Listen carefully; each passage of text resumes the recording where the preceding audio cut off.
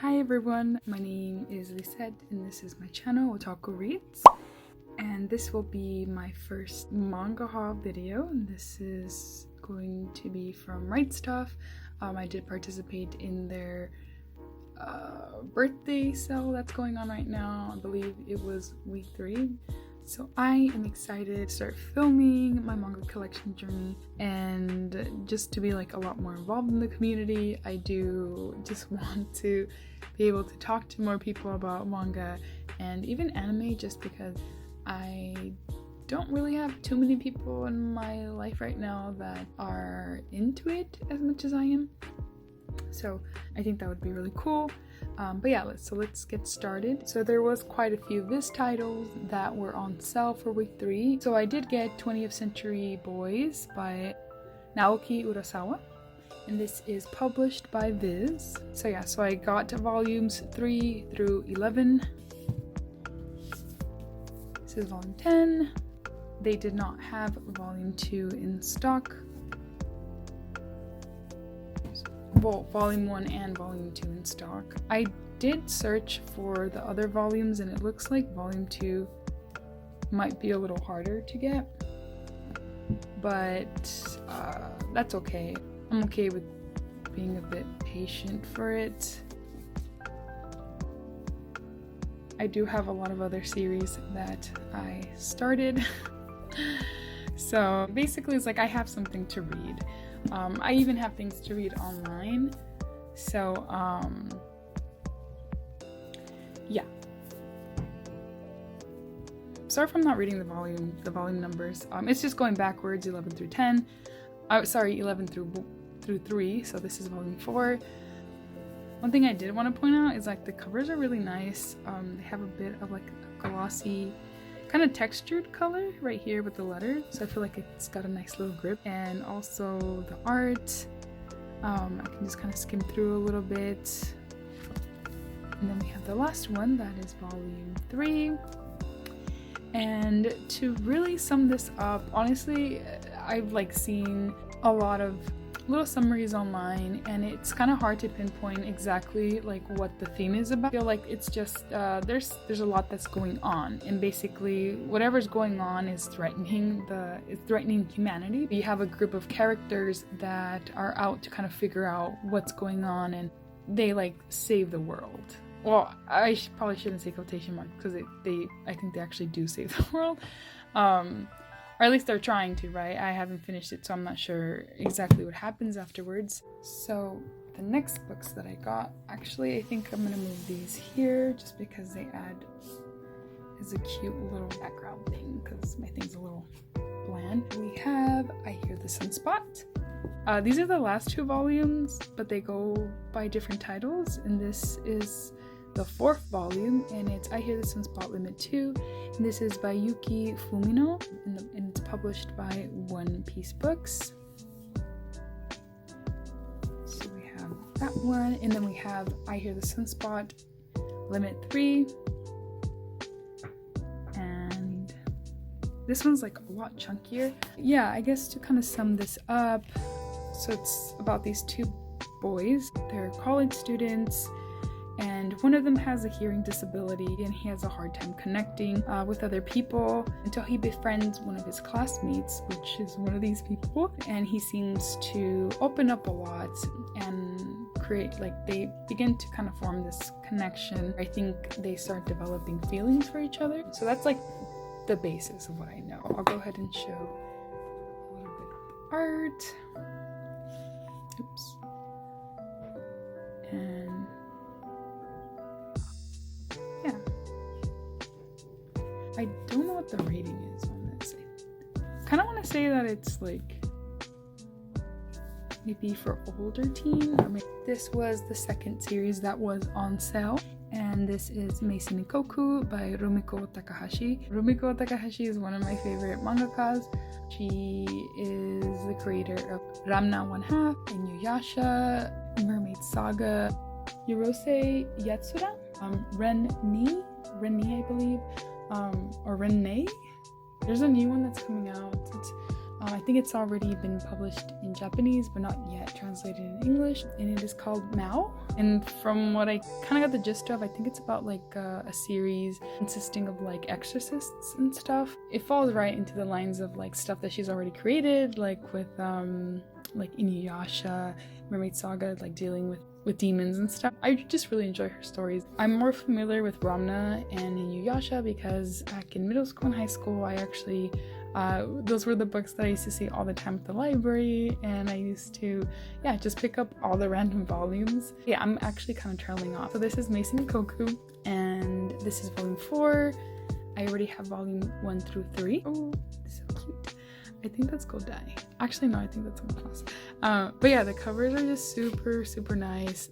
Such a nice feel. It doesn't feel like you're going to like ruin the spines. So that's really cool. I do think it's worth what it sells for, and I'm really lucky to have gotten it on sale. This series follows a young man by the name of Godai, and he is trying to get into college. I think he's like taking college entrance exams, but he seems to have like the biggest trouble trying to study where he's currently living because it's a very distracting living environment, and so he blames his current living situation, and he's like prepared to leave until she's the new like building manager, and he just becomes like infatuated by her right when he sees her, and he's trying to win her over, but little does he know that she's actually had some a big life moment happen to her before she moved in. So it just creates a bit more of an interesting story, kind of seeing how their relationship kind of develops. But yeah, hopefully that was a good explanation. So the next series I picked up is Cherry Magic, 30 Years of Virginity Can Make You a Wizard. I got volumes 2 and 3. This is a very short series. I believe the 3rd volume is the last volume. This is by Yu Toyota, and this does have parental advisory for explicit content. So this is published by Square Enix Manga. I read the 1st volume and I didn't see anything crazy. I didn't see anything like smutty or anything like that, but I'm assuming that it just starts to get spicier as you continue to read the series. But yeah, hopefully the glare is not too bad. This is volume 3. And yeah, this was a cute series. This was not on sale, but I decided to just pick it up. I had a promo code and I was like, yeah, like let's just finish this and see how it is.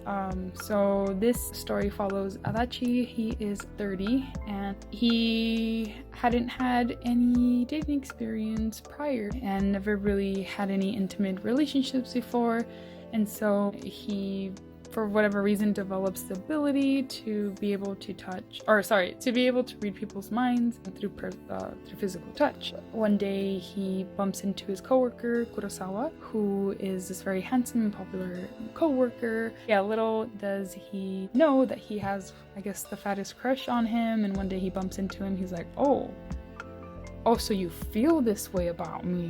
But he's like also very confused because I think he has a lot of things to figure out for himself. So he's very hesitant about whether he should pursue something, let alone if he wants to pursue something with his coworker. So yeah, that's what makes this a very cute, that's what makes it very interesting to kind of just see what happens. And the next series that I have here is Kimi ni Todoke. This is by Karu Hoshina. I love this shoujo. It's just my favorite, but I'm not gonna fangirl, I'm not gonna get obsessive online. But I did pick up some of the volumes that I was missing, which is volume 19. I really don't like how there's a glare, but yeah, this is volume 19. Sawako looks so cute. So this is one of the series that just has like the cutest art on the covers. But yeah, so I got volume 23. I feel like a lot of people are familiar with it. It's not a very new series. I think maybe it came out sometime in like early 2000s. But yeah, I actually did not start with the manga. I started with the anime, and once it finished, it did feel like it could have kept going, but at the time, like, I didn't know that, I want to say this was around high school, I didn't know that there was like anime adaptations that didn't cover all of the manga. So I actually watched a video by a really cool YouTuber, Suki Notes, and yeah, she basically, one of her videos, I found out that yeah, the anime didn't complete the manga, and that got me so excited to just start collecting. I was gonna collect the volumes that started from where the anime leaves off, but I decided that I would collect all of them. It's just such a cute series to have, and again, the covers are just so cute. Everything's so cute. So yeah, that was Kimi ni Toloke. Next we have Boys Run the Riot. This one I believe is like a new recent release. I have been seeing this in a lot of other manga tubers videos. The story is by Kieto Gaku. This is just like my summary from this little synopsis. Is basically about a high schooler who is transgender. He's trying to like figure things out for himself, but it also feels like he can't really open up to other people, possibly because he feels like they won't understand him. The only time that he feels comfortable is when he's wearing clothes that he feels really good in. And so he runs into someone very unexpected from his school who he never thought he would like befriend. They have very similar interests, and one including fashion and clothing. So I heard from other reviews that they start like their own fashion brand, but I'm assuming like that's kind of like the direction of where it's going. So yeah, this is volume 1. And I believe that the creator is also transgender, which I find it to be really cool because I feel like you get more of that personal insight from, you know, someone's perspective who's actually like lived through like a similar experience as the characters in the story. Yeah, so I'm really looking forward to this. Next we have Apothecary Diaries, and this is volume 1. This one, I actually got it as a recommendation from watching a video. I believe it was a video by the manga tuber Himika. I think it's Himika, or it could be Himeka, but I think it's Himika. So yeah, I do like watching her videos. Sometimes she'll have these big hauls, and it's really cool to just kind of see all the different titles that she picks up. So this one caught my attention because I find the covers to be really pretty, and she did say that it's currently one of her favorite ongoing manga series. I was like, oh, it must be good. So Apothecary Diaries is actually based off a Japanese light novel by Natsu Hyuga, and it's illustrated by Doko Shino, but it was later adapted as what is now the manga series by Itsuki Nanao, and it's illustrated by Nekoku Rae. So this is also a Square Enix title. I think it's a story about a young woman who is, I think, kidnapped and is sold to like the Imperial Palace to work as a servant, I believe. But something happens where she's able to break a curse that was placed upon the Imperial family. They see her potential. They have her brewing potions and solving mysteries. I guess it's gonna be a series where she is going through these like adventures and stuff. Glad to have picked these up. And the last series that I got was Dorohedoro. I just picked up some volumes that I didn't have yet, and these again were not on sale. This is volume 20, and this is by Kyu Hayashida. I became aware of this series by the anime that's on Netflix. That's on Netflix. I highly enjoyed it. I thought it was very funny. I really like the art. I'm not a big fan of like gore and stuff, but there's not like a very serious tone to this series, which is why I enjoy it. It's like more of a goofy story, and so that's why I decided to collect the series.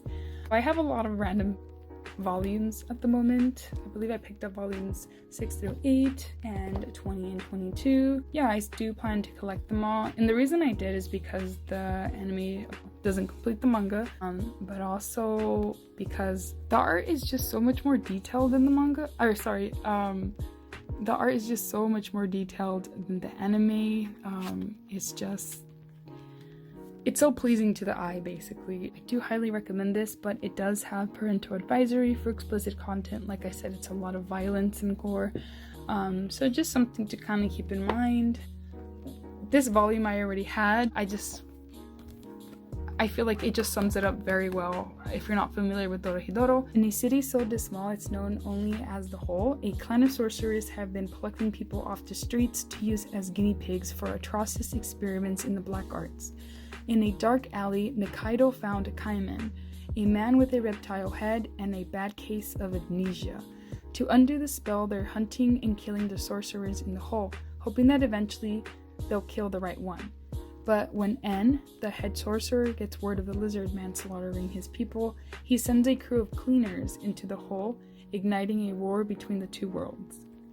So yeah, I feel like if I were to read that right off the bat, I'd be like, oh, that sounds intense. But like I said, it's somewhat of a light-hearted read with a bit of gore and violence. I highly recommend it. But yeah, if you don't want to read the manga, I do recommend watching the anime. If you guys do end up checking it out, let me know what you think. It is a popular series, and from what I've seen from other YouTubers is that it's really come up again with like a lot of popularity, which honestly I'm glad because it's such a great series. Yeah, so those are all the volumes that I got.